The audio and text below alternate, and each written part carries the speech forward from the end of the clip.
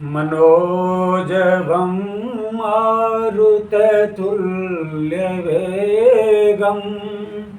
जितेन्द्रियं बुद्धिमतां वरिष्ठं वातात्मजं वानरयूथमुख्यं श्रीरामदूतं शरणं प्रपद्ये। जय सिया राम। आप सभी को हनुमान जन्मोत्सव की हार्दिक शुभकामनाएं। हनुमान जी महाराज आपके जीवन में खुशियां लाएं, समृद्धि लाएं। हनुमान जयंती पर आज बात करते हैं हनुमान जी की। शंकर सुमन केसरी नंदन तेज प्रताप महाजगवंदन।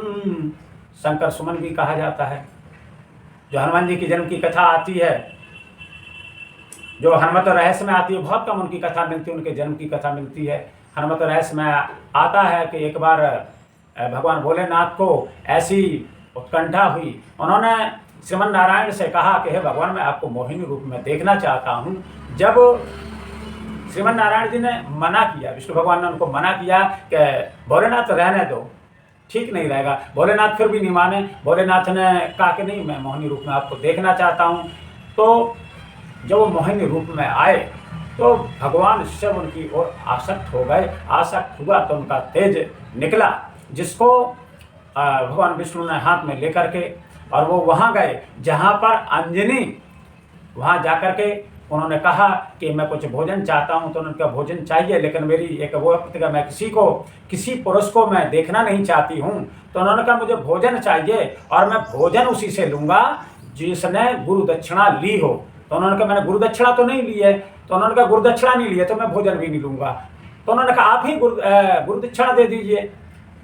तो भगवान विष्णु ने गुरु दक्षिणा दी। तो पवन के सहयोग से जो वो तेज था भगवान शंकर का, तो उनके कान में प्रस्थापित किया गया, और उससे बाद में चल करके उनकी शादी केसरी से हुई।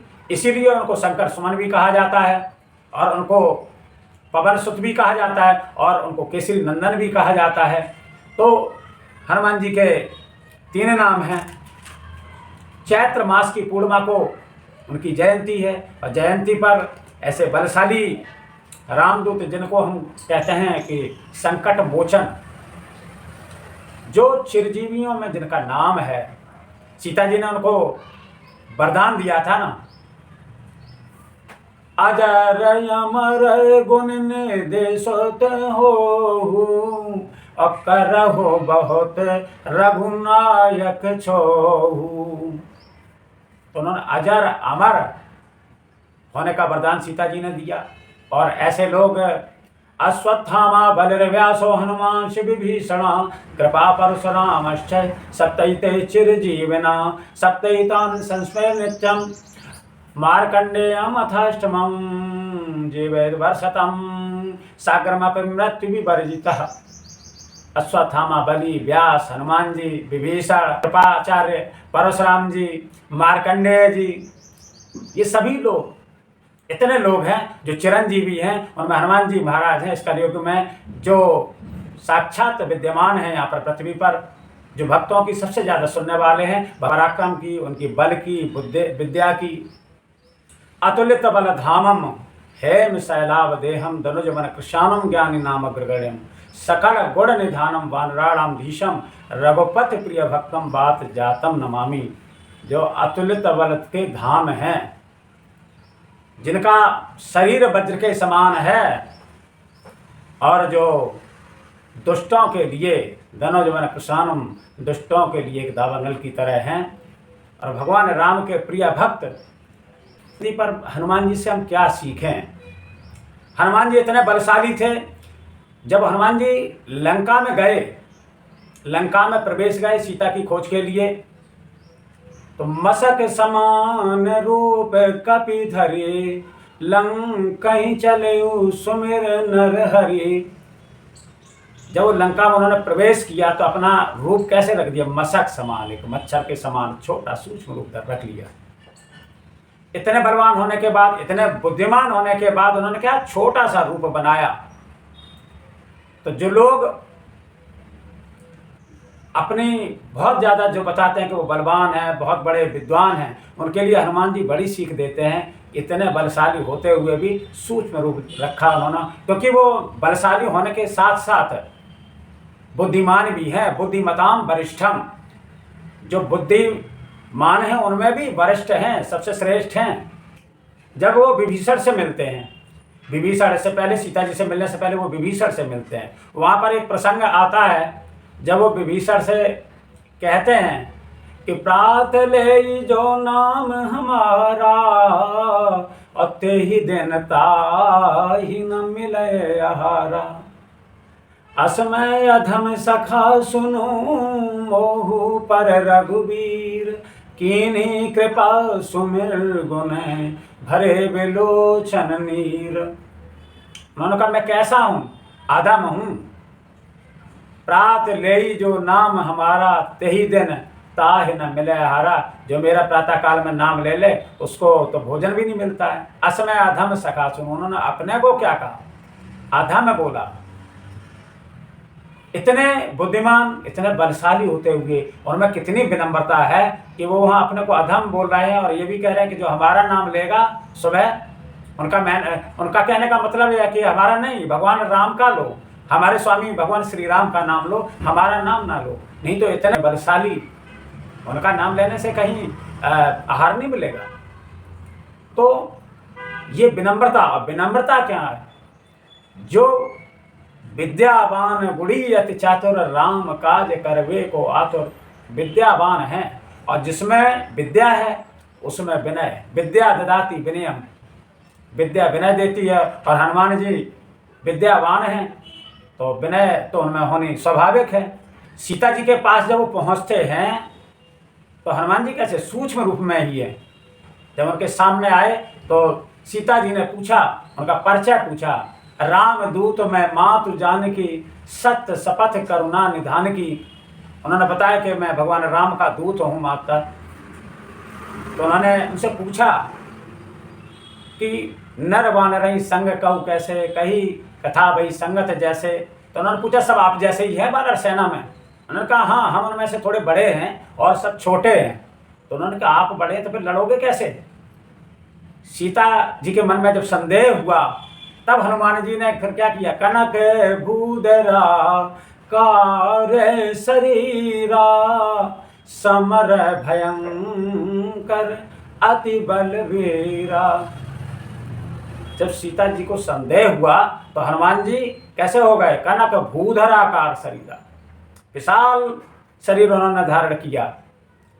जब सीता जी ने देखा कि ये तो परम बलशाली हैं, सीता मन भरोसे तब भयऊ, अपुन लग रूप पवन सुत लयऊ। जब सीता जी को विश्वास हो गया कि हाँ हनुमान जी परम बलशाली हैं, तो हनुमान जी ने फिर दोबारा अपना सूक्ष्म रूप रख लिया, लघु रूप में फिर दोबारा से आ गए।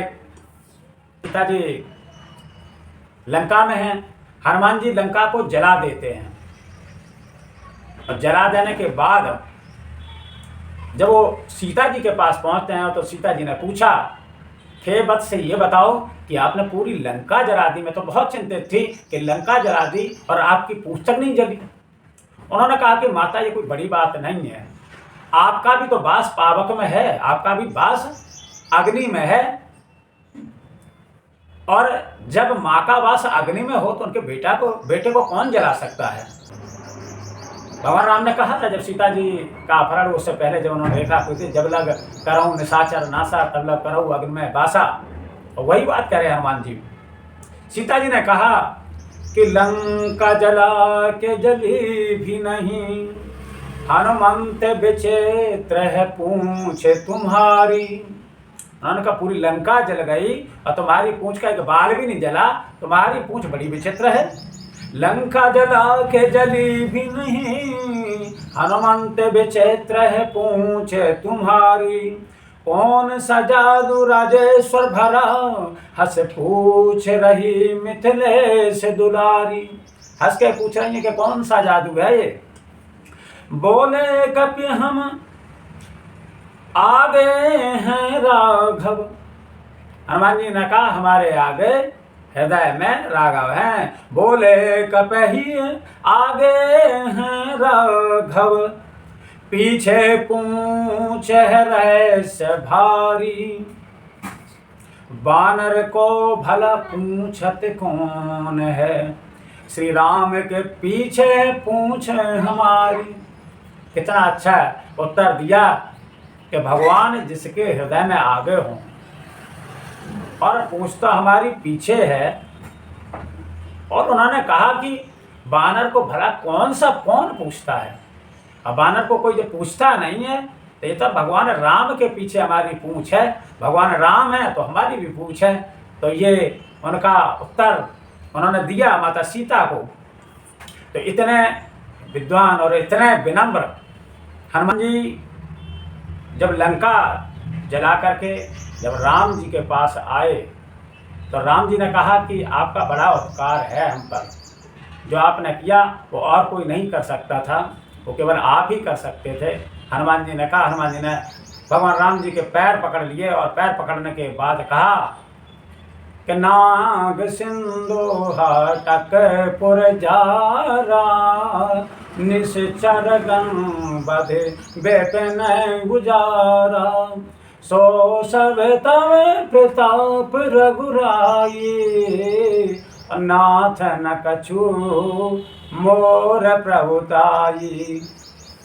जो भी मैंने किया, लंका जलाई, समुद्र को पार किया, ये कोई बड़ी बात नहीं है, ये तो सब आपके प्रताप से है। सो सब तब प्रताप रघुराई, नाथ न कछु मोर प्रताई। से मेरी कोई प्रभुता थोड़ा ही है, ये तो आपका सब आशीर्वाद है। इतना विनम्र है। जब हनुमान जी को लंका में जाते हैं, युद्ध होता है, युद्ध के समय लक्ष्मण जी को शक्ति लग जाती है, विचार प्रकट होता है कि अब क्या किया जाए। जामवंत बहुत बुद्धिमान थे। जामवंत जी ने कहा कि हनुमान जी को भेजो, सुसेन वेद को लेकर के आए। हनुमान जी वहाँ जाते हैं। जामवंत कही वेद सुसेना, लंका रही को पठई लेना। धर लग रूप गयो हनुमंता, आन्यऊ भवन समेत तुरंता। जब जामवंत के कहने पर हनुमान जी गए तो फिर क्या किया उन्होंने, फिर वही धर लग रूप गयो हनुमंता। दोबारा उन्होंने क्या किया, लघु रूप रखा, सूक्ष्म रूप रखे। हनुमान जी वहाँ गए, उन्होंने देखा चारों ओर, उन्होंने पूरा भवन समेत सुसेन वेद को लेकर के आए। भगवान को जहाँ भी जरूरत पड़ी, हम लोग हमेशा भगवान को याद करते हैं जब हमारी कोई दिक्कत होती है, हमें कोई कष्ट होता है, हमारी कोई शारीरिक पीड़ा होती है, सांसारिक कोई दुख होता है, तो हम भगवान को सुमरन करते हैं, प्रभु हमारी रक्षा करो, हम पे कृपा करो। लेकिन जब जब प्रभु श्री राम को कोई दिक्कत आई, कोई विपदा आई, तो उन्होंने किसको याद किया, उन्होंने याद किया अपने परम भक्त हनुमान जी को। और हनुमान जी ने भी इतने कहें कि उनका जो प्रबंधन था इतना शानदार था कि उस कार्य को सफलतापूर्वक, बुद्धिमत्तापूर्वक उसको संपन्न भी किया।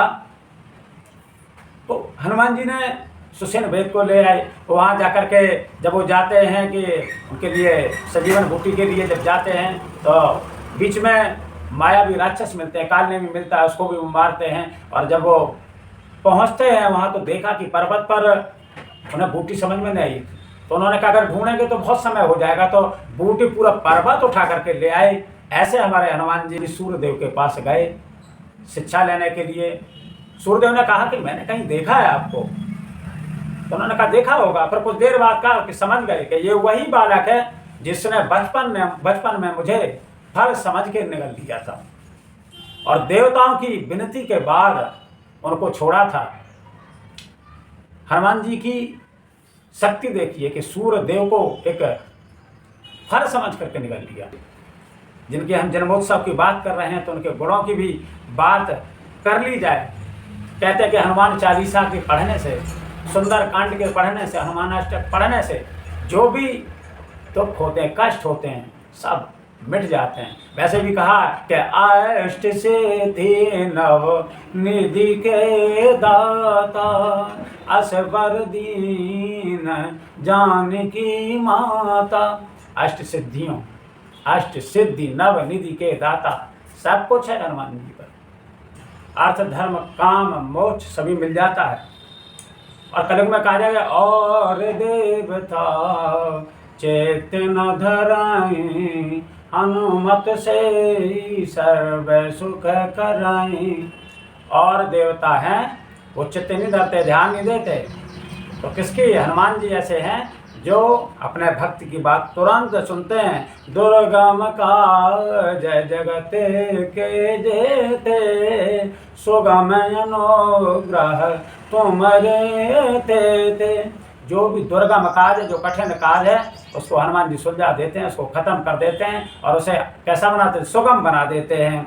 संकट ते हनुमान छुड़ावे, मन क्रम बचन ध्यान जो लावे। संकट से हनुमान छुड़ावे, हनुमान जी उन संकटों से छुड़ाते हैं। गुरु चरण सरोज रज निज मन मुकुर सुधारि, वर्णौ रघुबर विमल जस जोदायक फलचार।